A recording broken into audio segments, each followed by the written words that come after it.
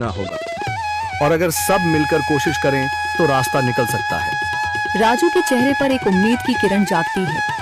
हाँ बाबा जी, अगर सब मिलकर काम करें तो हम पानी ढूंढ सकते हैं। हमने पहले कभी यह कोशिश ही नहीं की। लेकिन इतनी कठिन जमीन में नया कुआं खोदना आसान नहीं। मुश्किल जरूर है, नामुमकिन नहीं। अगर हम मिलकर काम करें तो ये हो सकता है। राजू खड़ा हो जाता है, उसकी आंखों में एक नई रोशनी है। तो फिर हम कल से काम शुरू करेंगे। मैं गांव के सभी युवाओं को इकट्ठा करूंगा। हम मिलकर नया कुआं खोदेंगे। यह कहते हुए वह शामू के साथ गांव के दूसरे युवाओं को बुलाने के लिए निकल पड़ता है। कहीं दूर से गरज की हल्की सी आवाज आती है, जैसे आकाश ने उनकी उम्मीदों की गवाही दे दी हो।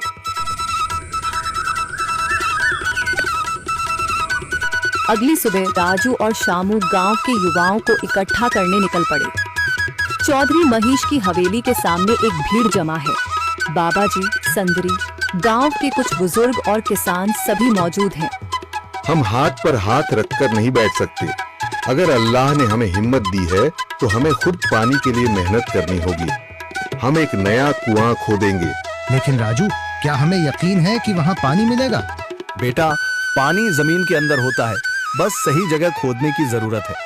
हमने अपने बुजुर्गों से सुना था कि पुरानी नहर के पास जमीन नरम थी, शायद वहीं पानी हो। बाबा जी सही कह रहे हैं। अगर तुम सब यह काम करने के लिए तैयार हो तो मैं अपने कुछ मजदूर भेज सकता हूँ। धन्यवाद चौधरी जी, लेकिन हम सब खुद भी मेहनत करेंगे। यह हमारे गांव के अस्तित्व की लड़ाई है। संदरी, जो अब तक चुप थी, आगे बढ़ती है। हम औरतें भी पीछे नहीं रहेंगी। हम पानी लाने की व्यवस्था करेंगी, खाना बनाएंगी, ताकि तुम सब आराम से काम कर सको। यही हिम्मत चाहिए थी संदर।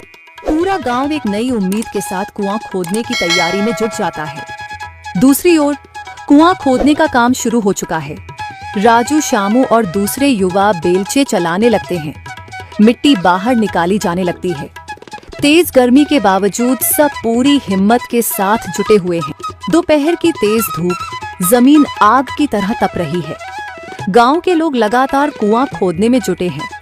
हाथ छिलने लगे हैं, माथे से पसीना बह रहा है, मगर किसी ने हार नहीं मानी। महिलाएं पानी और सत्तू लेकर आती हैं ताकि पुरुषों को कुछ राहत मिले। हमें और गहराई तक जाना होगा। अब तक सिर्फ सूखी मिट्टी और पत्थर ही निकल रहे हैं। राजू, यह बहुत कठिन काम है। अगर हमें पानी न मिला। अल्लाह मेहनत करने वालों को कभी निराश नहीं करता बेटा।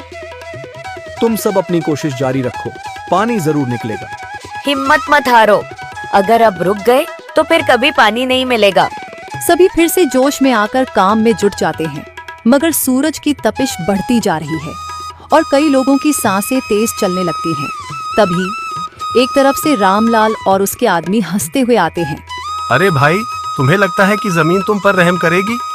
हाँ हाँ, ना समझ लोग, ये सब बेकार की मेहनत है। रामलाल, हमारा हौसला मत तोड़ो। अगर तुम मदद नहीं कर सकते तो कम से कम मजाक भी मत उड़ाओ। मदद? हाँ, मैं अपने कुएं का पानी बेच सकता हूँ, मगर मुफ्त में नहीं दूंगा। राजू सब अनसुना कर फिर काम में लग जाता है। शाम होने लगती है, लेकिन अभी तक पानी का नामो निशान नहीं। कुछ लोग मायूस होकर पीछे हटने लगते हैं। राजू, शायद रामलाल सही कह रहा है। यह सब बेकार है। नहीं शामू, हमें हार नहीं माननी। अगर आज हार गए तो फिर कभी हिम्मत नहीं कर पाएंगे। तभी अचानक फावड़ा किसी कठोर चीज से टकराता है। एक अजीब सी आवाज आती है। राजू चौंक कर देखता है और जल्दी जल्दी मिट्टी हटाने लगता है। अचानक एक ठंडी लहर महसूस होती है। सभी लोग दौड़कर आते हैं। जैसे जैसे मिट्टी हटती है, नीचे से गीली जमीन नजर आने लगती है। सब हैरान रह जाते हैं। सुभान अल्लाह, मैंने कहा था ना, अल्लाह हमारी मेहनत को जाया नहीं करेगा। राजू और बाकी सभी जोर लगाते हैं। कुछ ही पलों बाद अचानक मिट्टी के नीचे से पानी की एक छोटी सी धारा फूट पड़ती है। गांव वाले खुशी से चिल्ला उठते हैं। पानी पानी निकल आया। यह अल्लाह की कुदरत है रामलाल, जिस पर तुम्हें यकीन नहीं था। पूरा गांव आनंद से झूम उठता है। लोग एक दूसरे को बधाइयां देते हैं। औरतें दुआ करने लगती हैं। कुछ दिन बीत चुके हैं। गांव वाले नए कुएं से पानी भर रहे हैं, खेतों को सींच रहे हैं और जिंदगी फिर से पटरी पर लौट रही है। मगर रामलाल अब भी अपनी